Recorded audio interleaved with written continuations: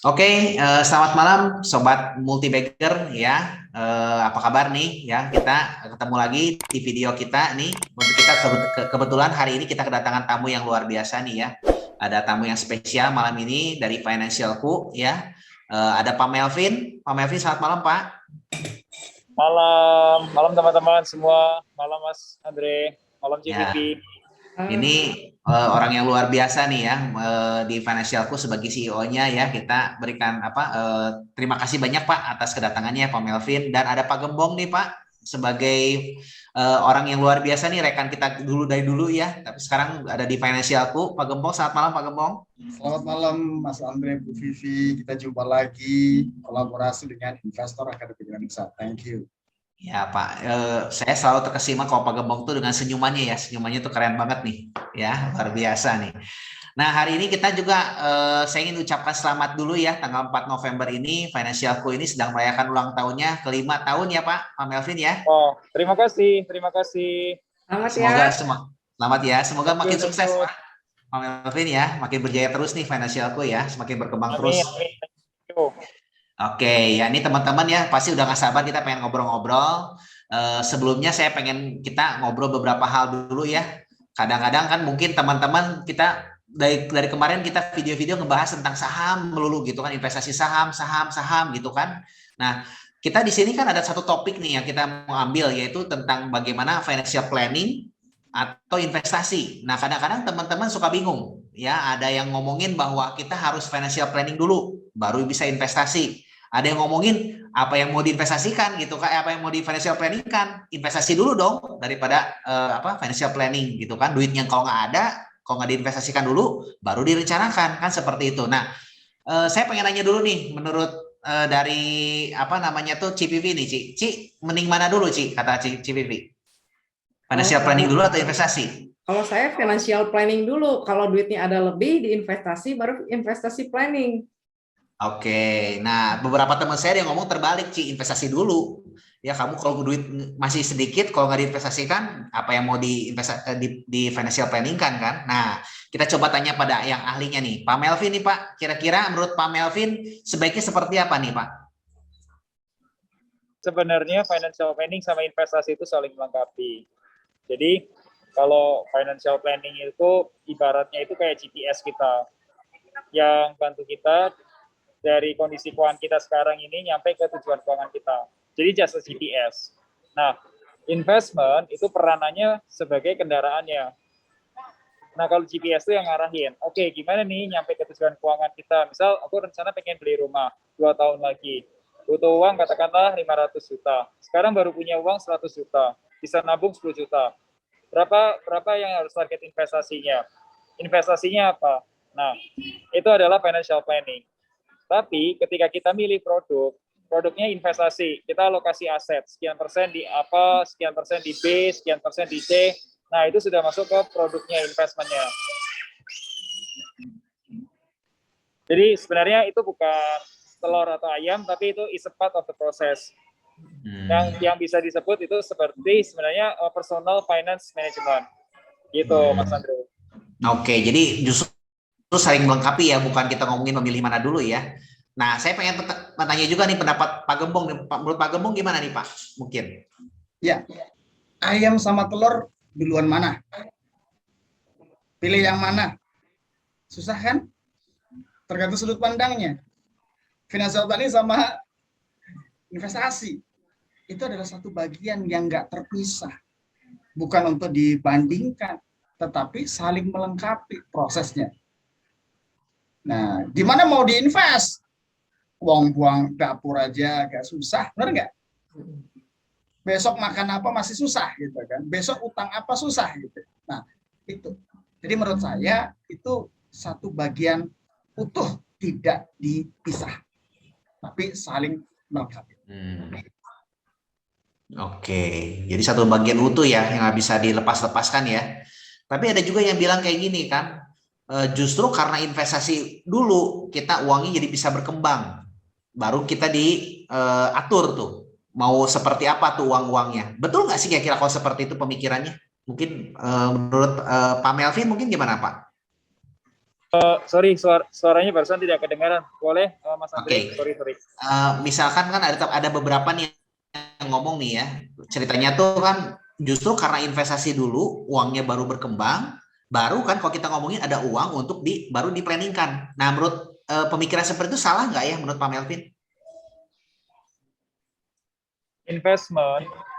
Investment itu kalau sudut pandangku adalah uang yang bekerja. It means artinya uang kecil bekerja untuk menghasilkan uang yang lebih besar. Nah, kalau dari awalnya nggak ada uangnya, ya mau investasi pakai uang apa? Oke. Kadang-kadang dia mungkin dari uang gaji dia langsung nggak peduli mungkin pengeluaran atau apa dulu, dia anggap tuh investasi itu beli saham mungkin seperti itu. Nah, itu tepat atau nggak ya Nggak kira-kira? apa-apa. Kalau misal ada orang yang memang langsung invest aja, belanja aja gitu, nggak apa-apa. Itu nggak salah. Tapi kalau misal kita ibarat kita naik mobil deh, mau keluar makan sama pasangan, tanyain, Beb mau makan apa? Terserah. Yang penting mobil jalan, terserah. Nyampe nggak? Ya one day akan nyampe, tapi ya akan gitu-gitu lagi. Sama seperti orang yang investment. Mau invest saham, oke. Terus kalau tujuannya apa? Mau ngapain? Kalau sudah punya target berapa? Nah, kalau dengan yang namanya manajemen atau financial planning itu justru mengarahkan. Jadi mobilnya itu sudah diarahin dulu. Oh, kita mau pergi makan ke sini nih. Oke, yuk sana gitu. Tapi kalau misal dari 0 ke 1-nya nggak ada uang sama sekali, ya pertanyaannya ya, kalau nggak ada uang apa yang mau diinvestin? Ya, yang bisa dilakukan oleh kita orang adalah kerja, uangnya dipakai buat hidup sebagian, dipakai di planning buat yang akan datang, mau beli rumah, mau nikah atau mau apa. Nah, terus kalau dibantu dengan investment. Investment is just a vehicle ya. It's not the destination. The destination is your financial tools. Investment is just a vehicle. Oke, jadi tujuannya justru harus diketahui terlebih dahulu ya dengan di financial planning tadi ya. Jadi investasi itu hanya sebagai kendaraan ya untuk mencapai tujuan. Mungkin seperti itu ya Pak Melvin ya. Kayak menarik nih. Nah, saya mau bertanya juga nih, kalau dari apa namanya tuh uang harian nih, kira-kira uang harian sendiri nih, apakah boleh nggak ya itu langsung ibaratnya tuh kita udah aja ibaratnya saya nggak taunya peduli untuk uang apapun juga, saya nggak rencanakan terlebih dahulu, tapi saya beli misalkan saham, tradingkan saham, itu sah-sah aja ya seperti itu ya Pak Melvin ya? Sah-sah aja, nggak ada benar, nggak ada salah. Sama seperti orang naik mobil. Misal mau keluar mobil nggak ada arahan kemana-mana, nggak ada salahnya. Tapi seberapa kuat? Oke, berarti belum tentu juga akan panjang ya kalau kita ngomongin seperti itu ya hasilnya ya. Oke, nah itu. Nah, kalau financial planning sendiri itu seperti apa sih? Mungkin gambaran besarnya atau nggak detailnya mungkin bisa diceritakan Pak Melvin. Oh, kalau financial planning itu bicara tentang big picture. Jadi gini, setiap orang pasti punya goals. Misal kalau sudah berkeluarga, pengen nyekolahin anak, nyiapin uang buat biaya kuliah anak. Nah, sekarang punya income berapa? Punya pemasukan berapa, punya uang gedenya berapa, investasi awalnya berapa. Ya simpel aja. Terus kemudian kita target mau nyekolahin anak butuh berapa. Misal mau nyekolahin anak sampai S1-nya ke luar negeri, misal butuh uang sampai 2 miliar gitu. Oke, sekarang baru punya uang 100 juta. Terus baru bisa nabung 5 juta per bulan. Ya oke, gimana caranya biar uang yang sekarang ini, kondisi keuangan sekarang ini bisa nyampe ke tujuan keuangannya? Masih possible nggak sih? Kalau sudah pakai ambil investasi apa? Sebenarnya sesimpel itu. Jadi kalau kita sebagai seorang financial planning, our goals ya satu, bantu klien untuk nyampe ke tujuan keuangan. Nah, investasi itu is just a vehicle, nggak lebih gitu. Jadi apakah kalau financial planning apakah membuat investment itu untuk menjadi kliennya orang kaya di Indonesia gitu? Enggak, honestly enggak. Bukan itu. Tujuannya kita satu, bantu klien nyampe ke tujuan keuangannya dia, wujudin tujuan keuangan dia gitu. Oke, ya jadi financial planning itu untuk mencapai tujuan keuangan ya kalau kita lihat ya. Nah, saya pengen nanya ke Pak Gembong nih Pak, kira-kira Pak financial planning itu rumit nggak ya Pak? Kira-kira bisa nggak setiap orang melakukan financial planning Pak? Kira-kira? Oke, kita buatin ilustrasinya biar gampang ya. Mudah. bisa dilakukan setiap orang. Misalnya contoh, apakah kita bisa berolahraga? Bisa. Bisa kan? Semua orang bisa kan? Betul bisa. Tapi kenapa kok harus nge-gym? Kenapa harus didampingin personal trainer? Oke. Supaya Karena saya biar terarah gitu ya, Pak. Iya, karena di situ ketika bicara action, itu ada ya, financial planning itu perpaduan antara ilmu, ya, ilmu yang financial planningnya, konsepnya, ditambah dengan ilmu psikologisnya, komunikasinya, dan ya menyambungkan keduanya. Klien itu ya, misalnya kita tahu nih kita mau sehat, benar nggak? Kita mau diet, kita mau turun 10 kilo dari sekarang. Tapi caranya gimana? Kita tahu sebenarnya caranya kayak gimana, tapi proses untuk menikmatin step by step-nya.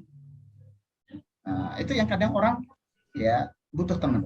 Nah, simpelnya financial planning itu adalah ya kita pengen ya, ini 2021. Goal kita di 2005 tahun sekarang. Di sini 2025 mau ngapain? Sebelum itu dulu. Nah, ini yang kita bicara meng-clearkan.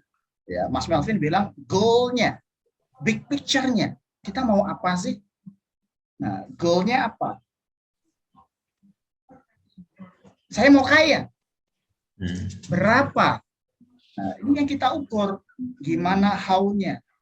Ya, 5W, 1H. Gimana caranya goal-nya ini bisa nyampe? Perlu GPS. Padahal ini, nah sekarang ngomong investasi. Investasi apa? Tentunya banyak. Ya, instrumennya banyak. Tapi banyak orang yang pengen tahu, oke, sebenarnya gimana sih langkahnya? Bebas semuanya, tapi langkah yang benar, terstruktur, dan itu bisa diaplikasikan di global.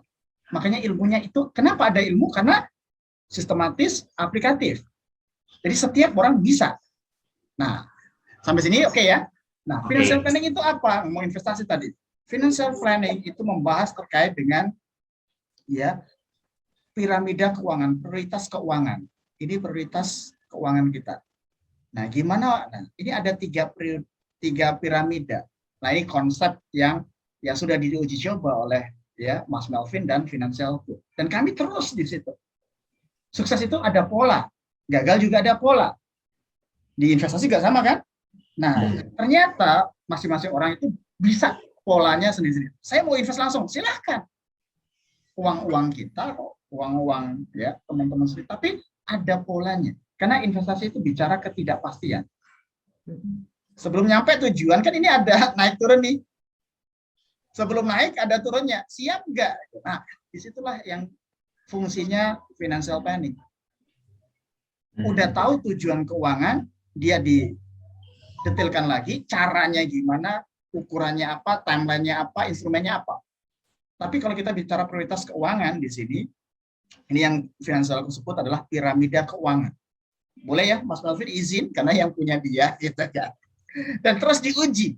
Ya, satu adalah tahap pertama adalah keamanan keuangan. Kenapa aman? Ya karena memang paling basic sendiri adalah keamanan keuangan. Ada apa? Ada 3 syarat. 3 syarat di sini. Satu adalah cash flow-nya positif. Pendapatan kita dikurangi pengeluaran kita positif. Coba ya, pendapatan kita dikurangi pengeluaran negatif. Kira-kira kalau mau invest gimana? Pusing ya. Pun itu ya, posting. Ukurannya satu. Iya. Ngutang. Pasti tidak akan ya tidur nyenyak.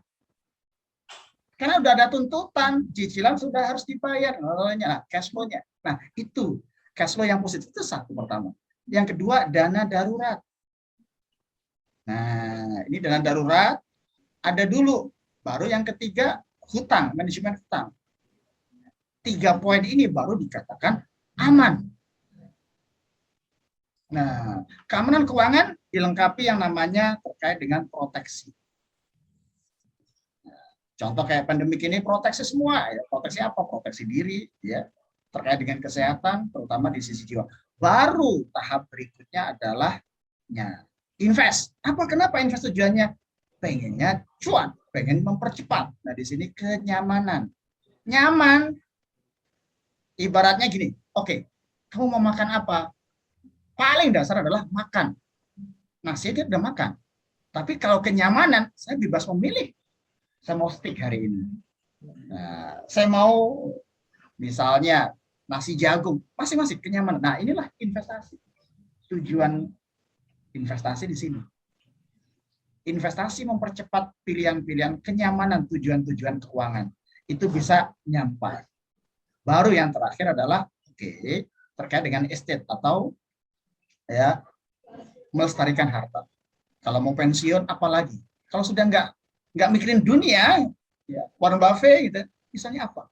Nah, di situ adalah estate atau pelestarian harta buat generasi berikutnya ataupun dari sisi sosialnya, value-nya. Nah, 3 tahapan ini. Nah, investasi di mana? Investasi itu bagian dari sisi area kedua, nyaman dengan pilihan-pilihan atau tujuan-tujuan keuangan. Nah, kenapa kami mulai dari yang paling bawah?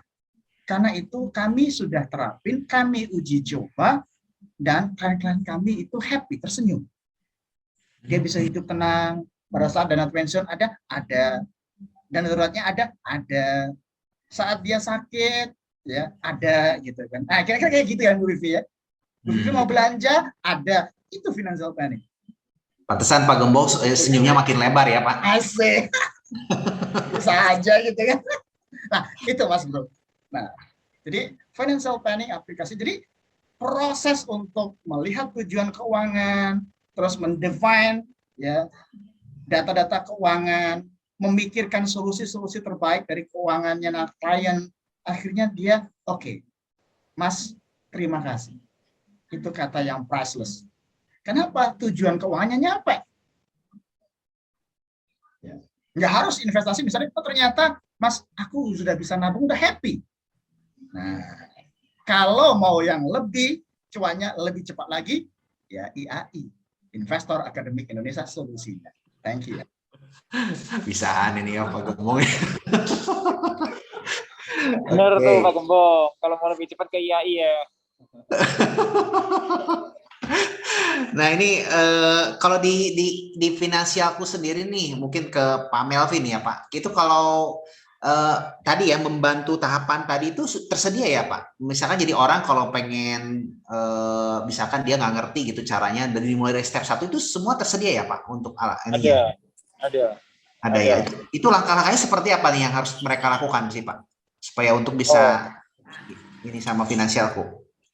Kalau kita bantu klien kita biasanya mulai dari financial check up dulu supaya tahu kondisi keuangannya itu sehat atau enggak. Check up dulu ya. Ya. Yang di seperti yang dikatakan Pak Gembong, kita make sure kayak pemasukannya lebih besar enggak daripada pengeluaran, itu penting. Punya dana darurat enggak? Pada utang-utangnya udah beres-beres belum sebagian besar. Pada keempat, punya proteksi enggak? Gitu. Nah, kalau fondasinya sudah kuat, ketika mereka mau berinvestasi, mau model apa aja, itu akan lebih percaya diri. Karena fondasinya sudah kuat. Nah, misal ada orang yang nggak punya tabungan, tiba-tiba uangnya diinvestasiin. Ternyata ada kebutuhan mendadak. Ya gimana lagi? Ya pasti uang investasinya yang diambil. Atau tiba-tiba sakit, nggak punya insurance, adanya uangnya semua diinvestasi. Ya solusinya gimana? Ya harus dijual investasinya. Tapi kan tujuan investasinya nggak begitu. So makanya yang kita sarankan, kuatin dulu nih fondasinya. Nah setelah fondasinya kuat, nggak masalah. Mau investasi style apapun boleh gitu. Karena fondasinya sudah kuat. Kalau yang terjelek itu ada, yang terjelek itu datang, kita sudah kuat dulu nih. Misal nih, amit-amit ada PPKM sampai 3 bulan gitu, terjelek datang. Kita sudah punya keamanan keuangan, kita punya fondasinya sudah kuat gitu. Sekarang kalau pas waktu PPKM tenang aja karena fondasinya dana darurat masih ready, proteksi ada, utang terjaga, income masih positif, ya nggak ada masalah. Gitu. Nah baru investasinya pede. Nah kalau sudah sehat, baru deh kita ngomong ada rencana apa nih untuk 1 sampai 5 tahun ke depan. Ada nggak tujuan keuangan yang jangkanya panjang, 5 tahun, nilai 5 tahun. Misal mau nyiapin buat beli rumah, oke, ya sudah dihitung rumahnya yang harga berapa. Kalau sudah, kita hitung berapa nih strateginya yang harus diinvest setiap bulannya. Kalau untuk pensiunnya butuhnya berapa, ya dihitung. Oh ternyata butuhnya sekian miliar misal. Ya udah yuk kita siapin dari uang yang kecil-kecil, diinvest aja. Seperti kata Warren Buffett juga kan, ketika ditanya Jeff Bezos, ketika Warren Buffett, kenapa kalau strategi investasimu semudah itu, kenapa nggak semua orang kaya gitu? Jawaban Warren Buffett adalah karena nggak setiap orang mau kaya lambat gitu, maunya kaya cepat kan? Cepat, betul. Ya. Nah karena nggak ada perhitungan, nggak ada strategi. Tapi kalau kita tahu strateginya, ya kita nggak usah ngambil risiko terbesar. Ya ambil aja risiko yang sesuai, yang penting tujuannya nyampe. Gitu. Oke. Itu strategi financial planning ini sebenarnya cocok untuk orang-orang yang kelas menengah atau kelas menengah aspiring middle class, calon orang kelas menengah. Itu lebih cocok di situ. Oke. Berarti, tapi tadi langkah-langkah dari financial check up itu kan dari mulai tadi yang ada aplikasi di Financialku ini ya, bisa di-download nih teman-teman ya, aplikasi Financialku. Nanti di sana bisa dapat check up gratis ya, mungkin ya Pak Melvin ya. Bisa. Jadi kalau teman-teman sudah download aplikasi Financialku, di situ ada satu menu Financial Check Up. Nah, di situ teman-teman bisa cek langsung skornya berapa. Kalau yang sehat banget tuh kalau menuju 100. Tapi secara pengalaman dari ribuan orang yang kita bantu, jarang ada yang bisa sampai 100. Malah belum pernah ada yang 100. Biasanya di angka 80-an. Itu sudah bagus. Gitu. Tapi artinya apa? Itu artinya ada ruang untuk masih bisa bertumbuh lagi dong, karena masih belum perfect kan, masih ada yang bisa diperbaikin lagi gitu. Oke. Kira-kira itu umumnya permasalahan kenapa bisa sampai skornya nggak sampai 100 tuh? Masanya kebanyakan di mana tuh, Pak Melvin? Biasanya satu, either itu di porsi passive income-nya, atau kedua itu porsi di investasinya. Kadang-kadang investasinya masih kurang optimal atau masih terlalu banyak di tabungan atau di deposito gitu. Oke. Di porsi sananya, di investasinya berarti ya, di passive income-nya tadi ya. Oke.